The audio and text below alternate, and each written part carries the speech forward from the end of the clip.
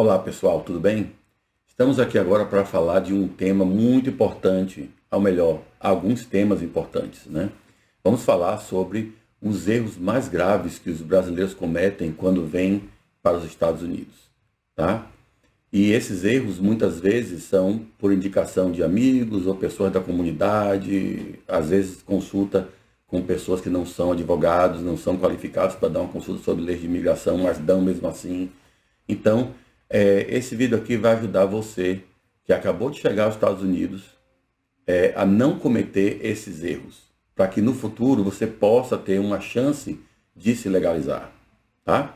Vamos começar aqui com o erro mais grave, um dos erros mais graves que as pessoas sempre recebem, esse conselho sempre é dado quando pessoas vêm daqui dos Estados Unidos, já tem alguns amigos aqui, e a pessoa chega para passear às vezes, vem como turista, mas aí resolve ficar.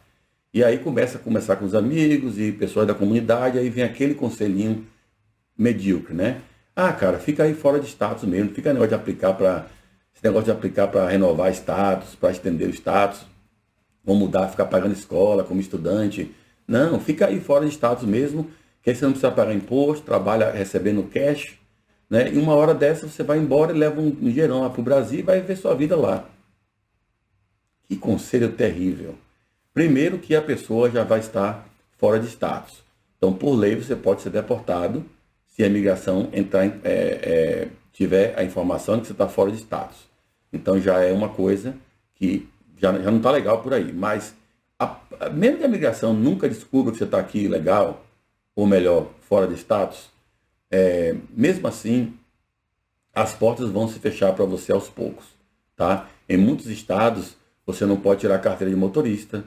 Em muitos estados você não vai ser aceito para nada, entendeu? Muitos empregadores só vão dar trabalho a você às vezes se for pagando bem menos do que pagaria para um americano, porque se for pagar para um americano uma pessoa legalizada, vão ter que pagar o salário mínimo da categoria, o salário mínimo da área. E você nessa situação vai estar sem nenhum tipo de força de barganha quando for aceitar um emprego. E aí vai trabalhar por menos, às vezes e aí não vai pagar imposto, porque não tem Social Security, não vai querer fazer nada, porque não entendeu? Então, o que vai acontecer? Você vai acabar cometendo vários crimes, inclusive a evasão fiscal, que é você trabalhar, receber cash e não declarar para o IRS, que é o Departamento de Receita Federal dos Estados Unidos.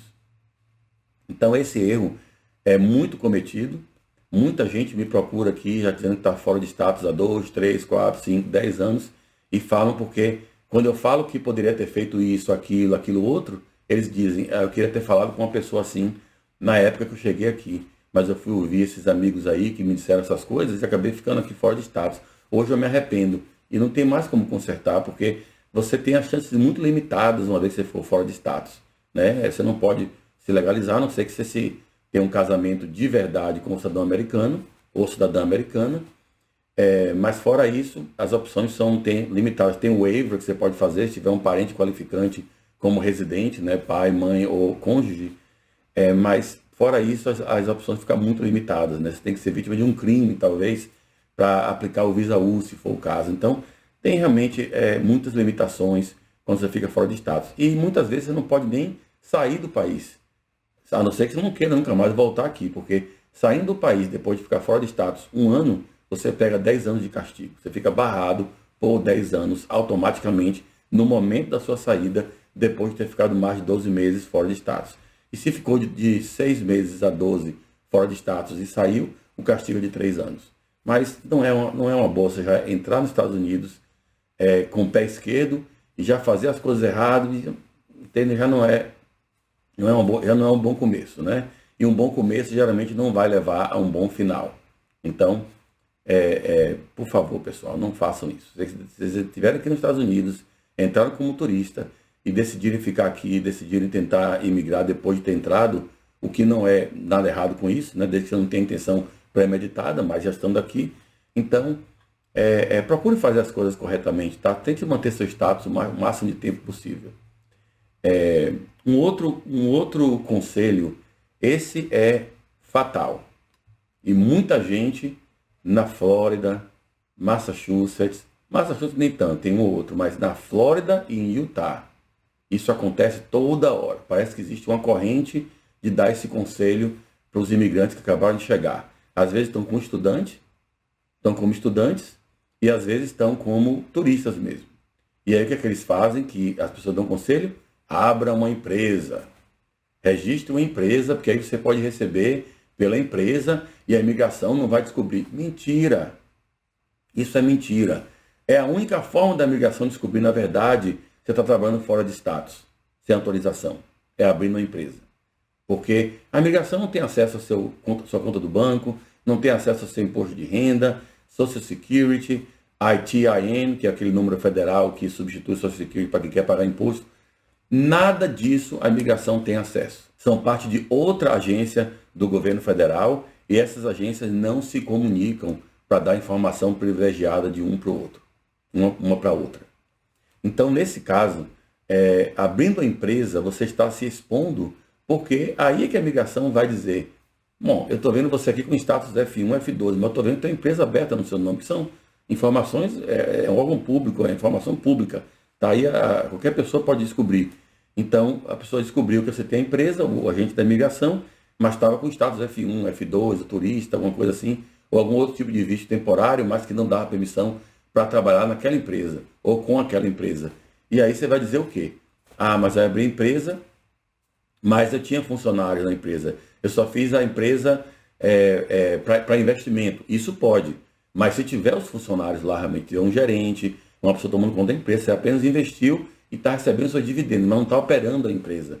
Agora, você está operando a empresa realmente, não tem funcionários, e não tem como provar que tem os funcionários e tem as pessoas operando a empresa, se a imigração depois for lhe perguntar sobre isso, você vai ter um problema, porque no formulário do I-485, que todo mundo que for aplicar para Green Card vai ter que passar por esse formulário, tá? Não tem forma de pegar um Green Card estando aqui nos Estados Unidos sem aplicar o formulário I-485. Se quiser, vão no Google, põe lá I-485, vai ver o que é o formulário e vai ver se não tem uma pergunta lá dizendo se você trabalhou ou não sem ter autorização antes de aplicar aquele visto ou aquele status que está aplicando. E aí você vai ter que marcar sim ou não. Tá? Se você marcar sim e tiver trabalhado por mais de 6 meses, vai prejudicar seu processo. Se você marcar sim e tiver trabalhado menos de 6 meses, não vai prejudicar o processo se for um processo por trabalho, como o EB1, EB2, EB3, até o EB5. Mas esses EBs não tem problema. Mas se for processo de família e for com residente, o relacionamento, isso pode dar problema. Na questão de você marcar não, nessa questão, responder como não, você pode estar cometendo fraude. Porque fraude é toda vez que você fala para a migração um fato que não é verdadeiro, porque se falasse fato verdadeiro, não estaria elegível para o benefício que você está aplicando, para o qual você está aplicando. Então, vamos ter cuidado com isso, gente, porque cometer fraude é um problema sério. Fraude não somente é um crime, mas também, em termos de imigração, dá uma punição por vida.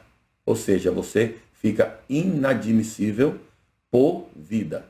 Claro que tem waiver, caso você tenha um parente qualificante, pode fazer um perdão, mas não é fácil assim conseguir e fica para a vida toda, tá? Se a imigração detectar que você cometeu fraude, já era praticamente, para muita gente. Então, vamos ter cuidado também com isso. Abrir empresa só se você for realmente empreender, se for entrar com um processo, por exemplo, como o EB2NW, onde você vai abrir um negócio, que é base do projeto, ou você vai aplicar para um visto L1, logo depois de abrir a empresa.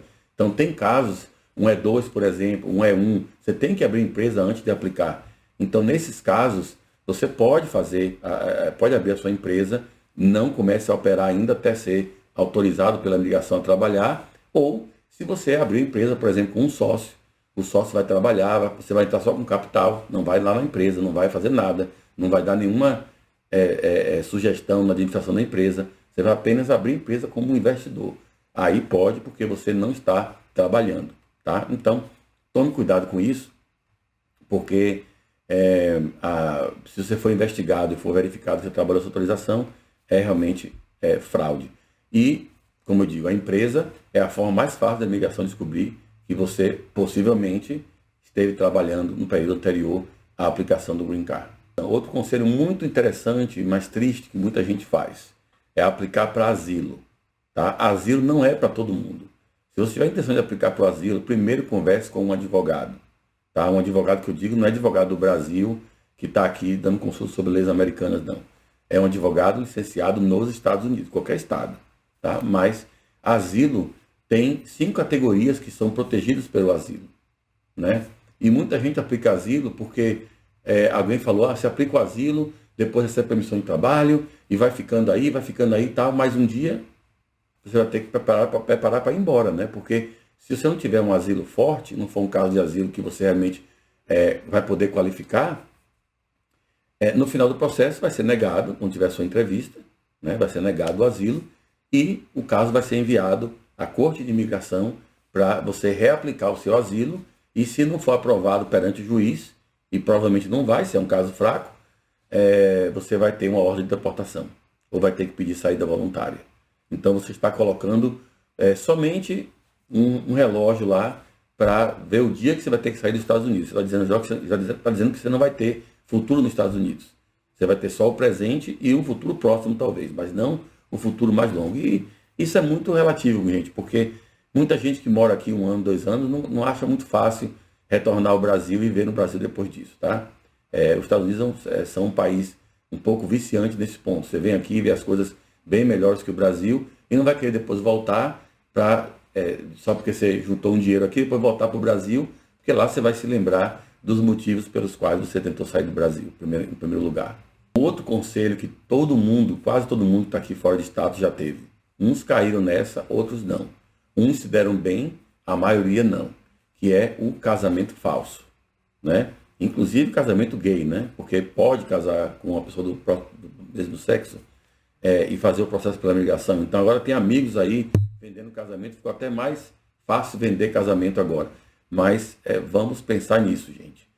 Se você pagar um americano ou americana, cidadão americano, para casar com você e fazer um processo fraudulento, cometendo fraude contra o Serviço de Imigração, governo federal, qual a índole desse americano ou americana, qual a índole que você acha que esse americano ou americana tem? Você acha que é uma pessoa honesta, que trabalha, que faz suas coisas normalmente? Ou é talvez uma pessoa drogada, uma pessoa com problemas e que está querendo pegar um dinheiro fácil ali? Então, você vai acreditar nessa pessoa para se casar, entrar com o processo da imigração e depois entrar até a entrevista.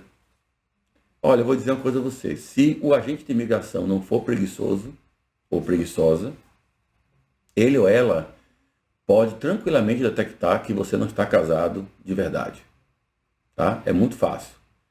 As perguntas que eles fazem são inúmeras e são infinitas. Não tem nem como você estudar um material como um livro para depois responder a pergunta, quando acontece em caso de naturalização.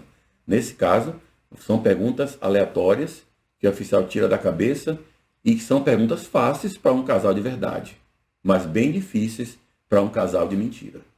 Então, se você for pego num processo como esse, você está cometendo fraude. Se você não sabe a implicação da fraude, volta um pouquinho aqui no tweet anterior, desse vídeo, você vai ver qual é a implicação de você cometer fraude contra o serviço de imigração. Tá? Então, o casamento falso, muita gente conseguiu porque teve sorte. Os que não conseguiram, ou estão sendo deportados, ou já foram deportados. E não vão ficar lhe encorajando a fazer isso. Os que estão encorajando você a fazer isso são ou os que estão vendendo esse serviço, de forma ilegal, obviamente, ou aquelas pessoas que usaram desse serviço para enganar o sistema, conseguiu brincar, e achou que, porque foi fácil no caso dele, que pegou um agente preguiçoso, é fácil para todo mundo, mas não é o caso. Tá? Então, esse é um erro muito grave, não cometa esse erro. Você quer se legalizar aqui, você vai querer um dia morar e ter um futuro nos Estados Unidos, ter sua família, criar seus filhos aqui, não cometa esses erros. Tudo isso que eu falei até agora são coisas que eu estou recebendo muita consulta que estou dando agora nos últimos meses, e essas consultas estão parando na metade, porque eu faço algumas perguntas, ou a pessoa me conta essas histórias, e eu já digo, infelizmente, não posso fazer nada por você. Não tem nada na lei que eu possa fazer nesse momento. E eu gostaria de dizer o contrário. Eu gostaria de dizer, temos uma saída para você. Temos uma forma de você se legalizar. Esse é o caminho que você pode fazer. Então, eu não tenho como falar isso para quem quem ficou fora de status e não tem um parente qualificante, quem abriu uma empresa e trabalhou com essa empresa todo o tempo no processo. Claro que às vezes tem umas saídas quando é um casal, por exemplo, e aí pode fazer o processo de EB3 em nome da esposa ou do esposo que não trabalhou, para que depois peça um waiver para o outro. Tudo isso aí pode ser feito, mas torna tudo mais difícil, tá? O asilo também coloca você no relógio já para ser deportado eventualmente, se você aplicou para o asilo dentro de um ano da sua chegada no país, até que, nesse caso, se você já aplicou para o asilo, eu não aconselho ninguém a entrar com asilo falso. Mas se já está com asilo pendente, assiste nosso outro vídeo sobre como sair do asilo e conseguir o green card através do EB3. Tá? Tem um vídeo sobre isso, o link está aqui na descrição, aqui abaixo. Você pode clicar e assistir. E o casamento falso, esse aí não tem jeito, porque nem que depois você tenha um casamento verdadeiro, você cometeu fraude, você está inadmissível. Você vai ter que aplicar para um waiver, um perdão, que nem sempre não é garantido que vai ser aprovado, né? Então, os serviços de imigração, eles são muito particulares, eles são muito preocupados com a situação de você tentar enganar eles. Tá? Alguns oficiais até podem levar do lado pessoal, dizer, nossa, tentou enganar a gente aqui, olha que espertinho aí. Então, tenha cuidado com isso, gente. Esses são os conselhos que as pessoas têm quando vêm para os Estados Unidos. Agora, que tal se eu desse alguns conselhos para quem acabou de chegar, já viu que o país é maravilhoso, deseja ficar aqui no país agora e quer uma forma de se legalizar? Primeira coisa que você tem que fazer, procure um advogado licenciado nos Estados Unidos. Não vá para esses paralegais, esses notários, esses consultores, que são pessoas que você paga até por uma consulta às vezes, mas não tem uma consulta com um advogado. Eles falam, não, depois vai passar para o advogado. Ou então, eu trabalho com um advogado já, depois vai rever seu processo. Mentira. Tá? Vamos cair na real e não faça esse tipo de coisa. Tem muitos advogados brasileiros que falam português, ou até americanos também que falam português, que são licenciados nos Estados Unidos. E isso dá um pouco mais de segurança a você. Não que todos são bons, não estou falando isso, mas você procura se indicar, procure se informar, pedir indicações, pedir referências, e se consulte com 2, 3 às vezes, entendeu? Para ver qual que você vai gostar mais, você vai se identificar mais, e parta para um plano de como você pode se legalizar a partir da sua entrada nos Estados Unidos, e como você pode conseguir seu green card de forma mais fácil, evitando esses problemas que a gente falou agora. Tá? Então, procurar um advogado licenciado é a primeira coisa para você fazer no momento que você decidiu que você gostou dos Estados Unidos e quer ficar aqui. Uma outra coisa também que a gente fala sempre é procurar manter o status. Tá? Se lembre que manter o status, por exemplo, de turista, é você estar, com uma palavra que agora inventaram aí, que eu fiquei sabendo e adorei, é turistando. Então você está agora turistando. Então vá visitar os lugares, então normalmente tá, tire fotos, mantenha a regra de estar visitando realmente esses lugares, porque isso aí é o que o turista faz. Se você veio para estudar ou mudou seu status para estudante, F1, no caso você tem que estar indo para a escola. Mas o fato de estar indo para a escola apenas não é suficiente para dizer que você está mantendo o status. Manter o status é estar indo para a escola, ou no turista está turistando e não estar fazendo nada que não é permitido por esse tipo de visto que você tem. Por exemplo, não trabalhar sem autorização, se você não está autorizado a trabalhar pelo visto que você tem. Então, você está com status F1 e você vai trabalhar, mas você está trabalhando e indo para a escola e acha que está legal no país, mantendo o seu visto normalmente? Não está. Então, tenha cuidado com isso, gente. Eu sei que, se lembre que quando você vem para aqui como estudante, você declarou para o governo que tem fundos necessários para se sustentar nos Estados Unidos durante o tempo do estudo, ou tem um sponsor que está lhe ajudando, tá? Então, isso é muito importante você ter na cabeça, porque dizer assim, mas as coisas ficaram difíceis, e aí, por isso que eu estou trabalhando. Não. A imigração não vai querer saber disso. Eles vão dizer, se as coisas ficaram difíceis, então vai embora para o seu país. Eu não estou falando para você ir embora, que eu não falo assim com as pessoas. Mas a imigração vai dizer isso aí. Então, se ficou difícil, vai embora. Não é dizer, eu vim para aqui, eu tinha dinheiro, mas aconteceu alguma coisa e ficou difícil. Existe até a permissão de trabalho, de hardship, que você pode fazer. Por exemplo, está como estudante e o Brasil, o dólar subiu muito, ou a sua fonte de renda no Brasil secou, ou alguma coisa aconteceu que mudou a situação para você, você pode pedir à imigração uma permissão de trabalho por ter passado por esse momento que não estava previsto, que agora está mais difícil você continuar estudando. Então eles fazem isso em alguns casos, tá? Nós temos aqui alguns casos aprovados assim. Não é fácil, a maioria dos casos são negados, mas você pode conseguir uma permissão de trabalho uma vez que está como estudante e puder provar que algum fato superveniente impede você agora de continuar se mantendo no país, estudando e pagando a escola e o seu custo de vida. Então, isso pode ser feito, é legal. Mas procure não violar seu status, tá? Porque quando você for fazer uma consulta com um advogado de imigração e ver se qualifica para fazer um EB1, EB2, EB3, algum tipo de processo de trabalho, vai ser importante que até o momento do ajuste de status, você tenha mantido seu status válido. E manter o status válido não é só ir para a escola, no caso do estudante, como eu falei antes, tá? Então, se lembrem disso, procure manter o status, procure se informar, ter um advogado trabalhando com você desde o começo, quando você decidiu que quer ficar nos Estados Unidos, porque isso vai fazer a sua vida e a do seu advogado muito mais fácil, tá? Eu espero que esse vídeo tenha ajudado pessoas, ou ajude pessoas a não cometer esses erros graves, para que eu possa ter consultas com um final mais feliz do que as que eu estou tendo ultimamente, tá?